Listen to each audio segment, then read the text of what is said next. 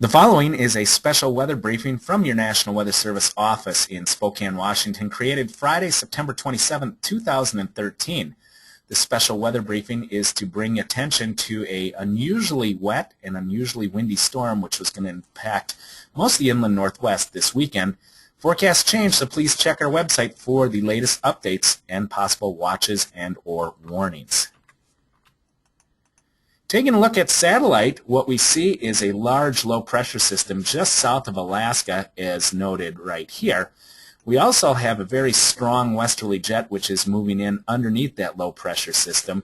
It's carrying with it a very moist air mass, and it's just a matter of time before that system begins to impact much of Washington and North Idaho. So this is the satellite picture as of 8 a.m. this morning. If we then move to the forecast weather maps, here is that low pressure system. It begins to move southward with time. It begins to move toward the British Columbia coast and starts to bring some rain to western Washington and the Cascade Crest as early as 5 a.m. on Saturday morning. And what we're looking at here is the green colors correspond to where the rain is expected to fall, and the black lines correspond to the low pressure system, or what we call mean sea level pressure. And we're just going to follow this storm through time through the weekend. So this is, again, is the Saturday morning system. By the time we get to Saturday evening, that low pressure system begins to move toward Queen Charlotte Island, and as it does, it brings much heavier rains onto the coast, also North Idaho as well. But more importantly, it brings a little feature through a strong warm front, which is going to produce a period of rather strong winds across much of eastern Washington and North Idaho. By the time we get to Sunday, that feature begins to move north into Alberta and Saskatchewan, but the low pressure system itself begins to sink even closer to the Washington coast. Notice we still have widespread rain across much of eastern Washington and North Idaho. And the other thing to note is these black lines, which correspond to the mean sea level pressure, are very close, which indicates still we're going to see strong wind speeds across much of eastern Washington and North Idaho. Finally, by the time we get to Monday, the low pressure system begins to weaken. Those black lines get a little farther apart, which means the winds may begin to decrease a little bit by the time we get to the afternoon hours. But notice there's still quite a bit of precipitation that's expected to fall across Idaho and eastern Washington, as well as near the Cascade Crest. This is a very unusual storm for this time of year. It's very strong. It'll produce wind speeds that typically aren't seen for the end of September or early October. It'll also produce unusually high, heavy precipitation amounts that typically aren't seen for this time of year as well. So what are the impacts going to be with the winds and heavy rains that are expected to fall?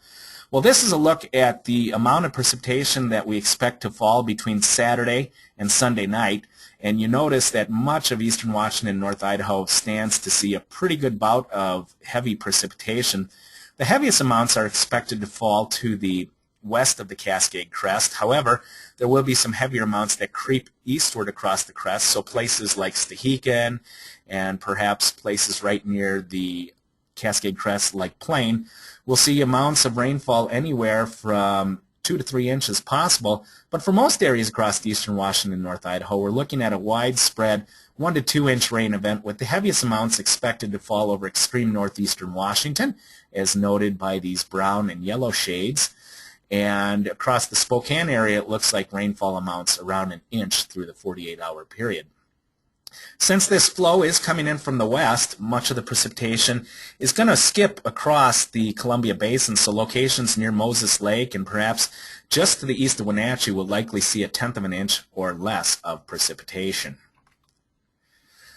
With all the rainfall that is expected, we are going to issue some hydrologic outlooks. We do have a flood watch in effect for the locations denoted in dark green, including the areas near the Cascades and also over the North Idaho Panhandle.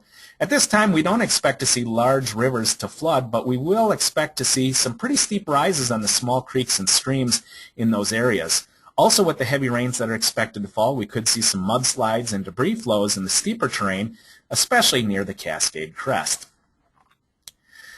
This is the hydrograph on the Stehekin River, and what it's showing is the river rises that are expected to occur. So here are the current conditions as noted in blue, and here's the forecast going out. And by the time we get to Saturday evening, we start to see some rises occur.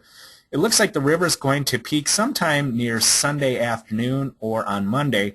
Right now, again, we aren't expecting flooding to occur on these larger rivers, but remember that flooding, or at least significant rises, will occur on the smaller creeks and streams around that area. The other facet of the forecast, it looks like this will be more of a widespread impact, will be the potential for strong winds across much of the area. What we're looking at right here is this is the forecast for the wind speeds on Saturday evening. This is between 8 p.m. and 11 o'clock, and this is when we expect the strongest winds actually to occur.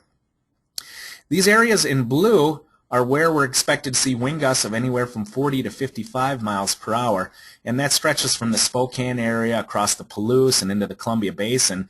Notice here in north central Oregon, wind speeds even stronger than that, with the reds and oranges noted, which would indicate wind speeds anywhere from 50 to 60 miles per hour. So this is, again, a very unusual event for the end of September or early October. The impacts we could see blowing dust across the Columbia Basin, especially for areas which don't receive a whole lot of rainfall.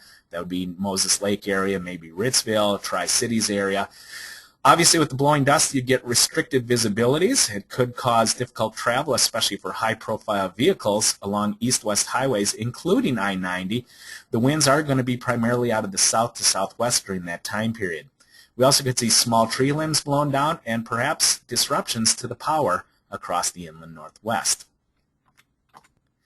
So, for the latest information, please stay tuned via our webpage at weather.gov/Spokane. You can get updates on Facebook. You can follow us on Twitter. And this briefing and others will be posted on YouTube. And, of course, always stay tuned to No Weather Radio for the latest watches and warnings from your National Weather Service.